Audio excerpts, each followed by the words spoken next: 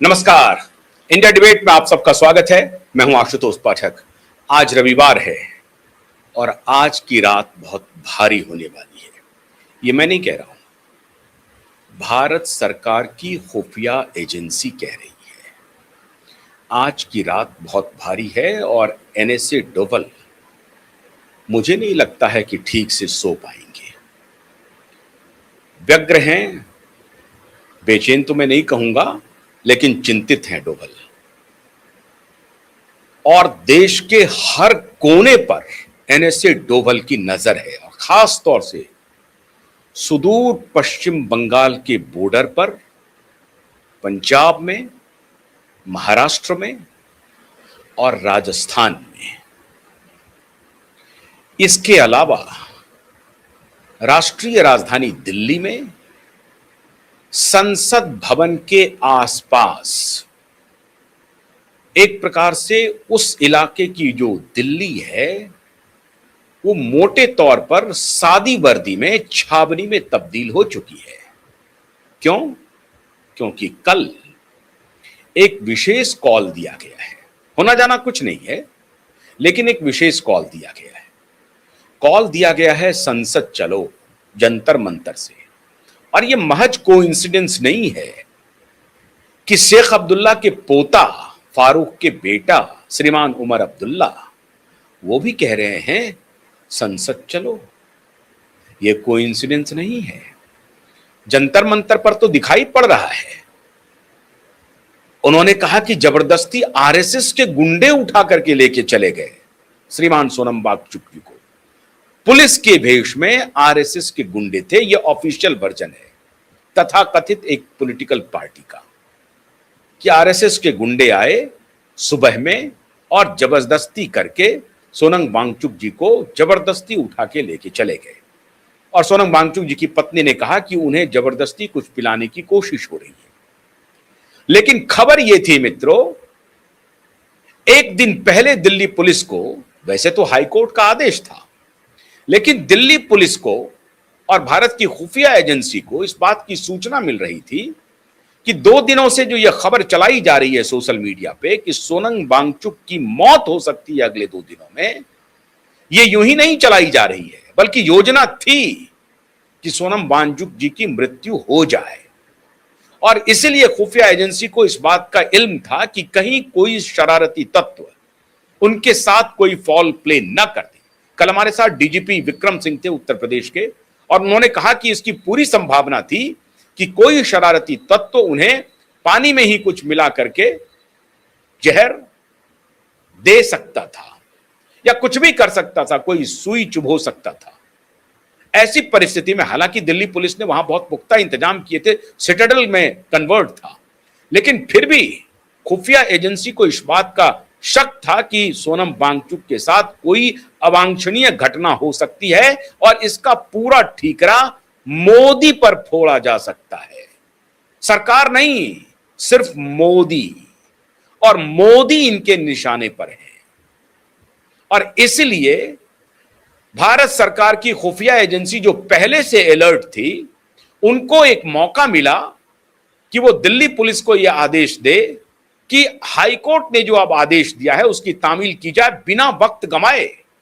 आप कल्पना कर सकते हैं, परसों दिल्ली हाईकोर्ट का आदेश आया, भारत सरकार के सॉलिसिटर जनरल दिल्ली हाईकोर्ट में प्रस्तुत हुए। उन्होंने कहा, वचन दिया कि भारत सरकार उनकी जान को लेकर के संवेदनशील है, गंभीर है और उनकी सुरक्षा की पूरी गारंटी लेती है। परसों संध्या तक यह चर्चा हो रही थी और उसी 12 घंटा नहीं बीता था, 12 घंटा एग्जैक्टली 12 घंटा बीता, सुबह का इंतजार किया गया और सुबह सुबह दिल्ली पुलिस एक्टिव हो गई और सोनम वांगचुक को जंतर मंतर से उठा लिया गया। अब ये उठाने के बाद इनके बीच में रुदाली शुरू हुई। मुझे मालूम है कि मैं एक ऐसे तथ्य को आपके सामने रख रहा हूं जिससे इन्होंने जो नैरेटिव फैलाया है कि ये जो फासिस्ट सरकार है, दमनकारी सरकार है, वो सोनम वांगचुक को उठा के लेके चले गए हैं। लेकिन सच बात यह थी कि सोनम वांगचुक को उनके जान को कुछ भी हो सकता था, इसकी खुफिया जानकारी थी। और अगर सोनम वांगचुक के साथ कुछ भी ऊंच नीच हो गया होता तो पूरे भारत में आग लगाने की योजना थी। अब मैं आपको एक एग्जाम्पल दे रहा हूं। सीजेपी किशनगंज, अभी तक कोई यूनिट नहीं बना। ये जो कॉकरोच जनता पार्टी है उसका कोई यूनिट नहीं है पूरे देश में, लेकिन सीजेपी किशनगंज का एक बैनर है जंतर मंतर पर।